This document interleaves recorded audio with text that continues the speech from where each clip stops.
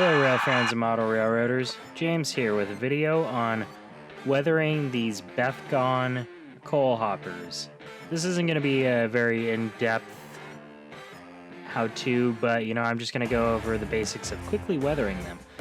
Some of the paints that I used, well the only paints that I used, are these Vallejo Model Air paints. The two colors that I chose are Dark Earth and Dark Slate, and I did about 8 drops of the Dark Earth to about 15 drops of the Dark Slate. I then used about 3 drops of the Vallejo Airbrush Flow Improver. It seems to work really well, so I like it. So basically, the whole idea behind this airbrushing here is to make them seem like they rolled off the production line not too long ago and have only done a run or two down to the mine, and maybe they got caught in a storm. I want to take that fresh out of the box look off of them without being too over the top.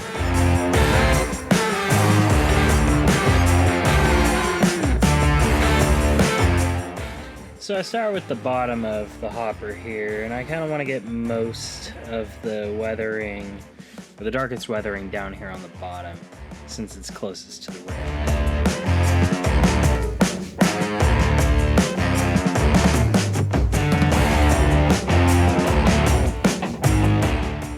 So time for a little bit of prototype trivia for you. If you've ever seen one of these Bethgon hoppers and wondered what that yellow panel is at the front, that's the A end of the unit generally, and that also means that that's where the rotary coupler is at. And a lot of times you see those running forward on big coal unit trains. Not always, but I've noticed it happens a lot more than not for whatever reason. So I've kind of decided that this is the end that's going to have the most weathering to it. I also am going to spray down the side of the car with a bias towards the B end, meaning that you see the little ribs on the side. Those are going to have weathering shadows on them, on the B end side of those ribs, meaning that you've got the spray coming off of those ribs and it's kind of jumping over them a couple of inches.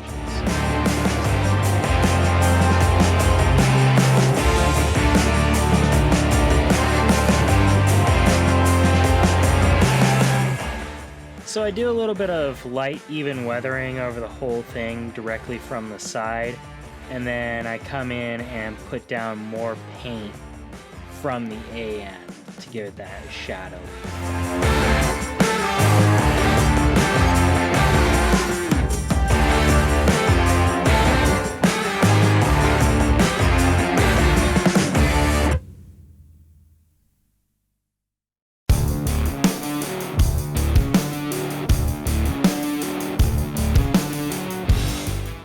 So another thing I like to do on these quick and dirty weathering sessions is I'll just paint the trucks and the side of the wheels all the same color. I don't really care if I get the paint on the treads. That's really easy to clean, and it just kind of gets at that level look. If you're going for something that's more weathered, the trucks are going to definitely weather a lot differently, but on a new car that hasn't been out of the factory for very long, you're not really going to see a big amount of difference on them, in my opinion. You maybe see the wheels be a little bit darker, but it really depends on how long they've been out on the rails.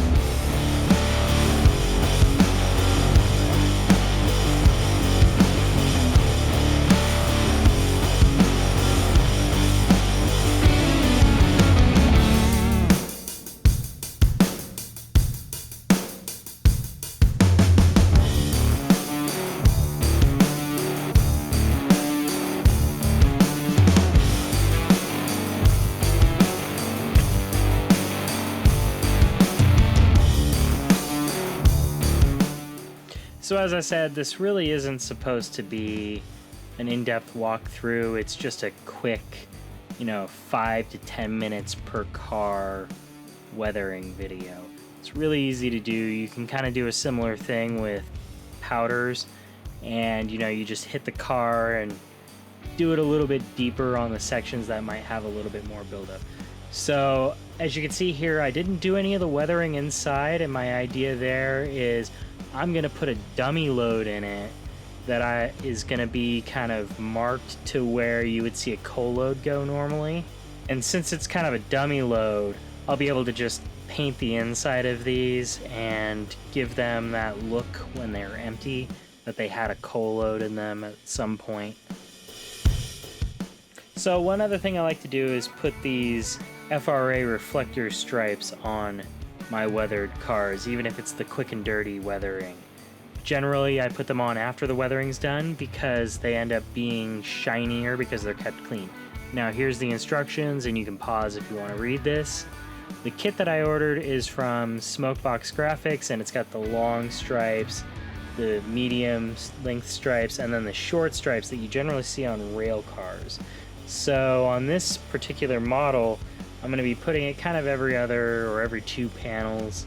The prototype pictures that I was looking at had the UP shield in a different spot, so it kind of ended up with some weird spacing, and I decided about halfway through this to change where I was putting them because I just figured it looked better.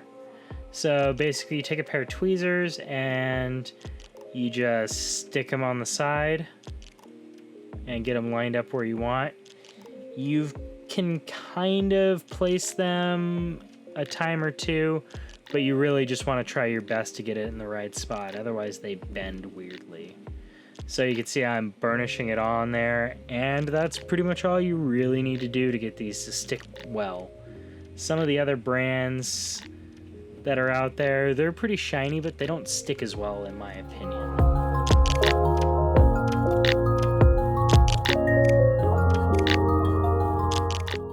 So I kind of got to adjust the light so I'm not blinding you, so you can actually see kind of what I'm doing. On this particular prototype, there's actually 2 of these reflectors stacked on top of each other at the ends.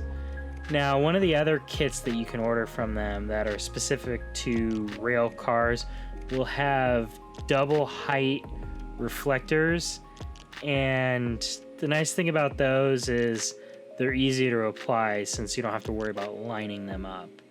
It's less prototypical because usually it's just 2 of these stripes put together, but you know, at HO scale you might not see it as much. So I'm just gonna go down the car here and place all of the reflectors.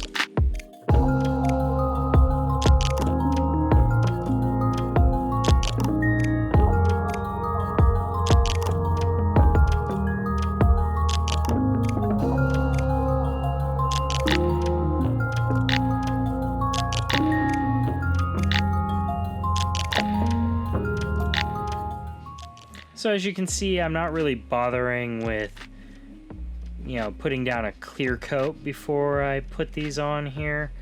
That's because I painted the model. Now, if you did this with any kind of weathering powder, you might want to seal it with even a matte coating. That's fine. The advantage to these versus your regular water slide decal is they're self-adhesive, so they stick to stuff that's not really dusty. And I don't really suggest painting over them either. If you use, you know, matte medium over the top of them, they'll lose some of their shininess.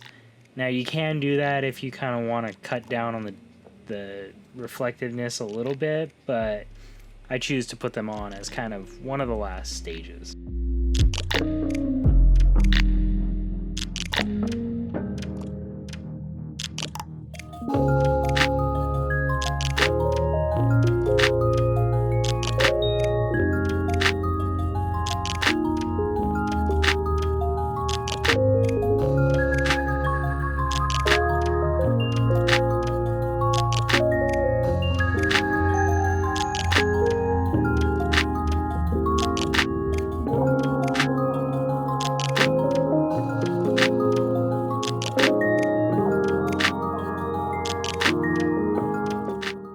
Well, anyways, I hope you liked what you saw, and this can kind of inspire you to do your 5 to 10 minute weathering jobs.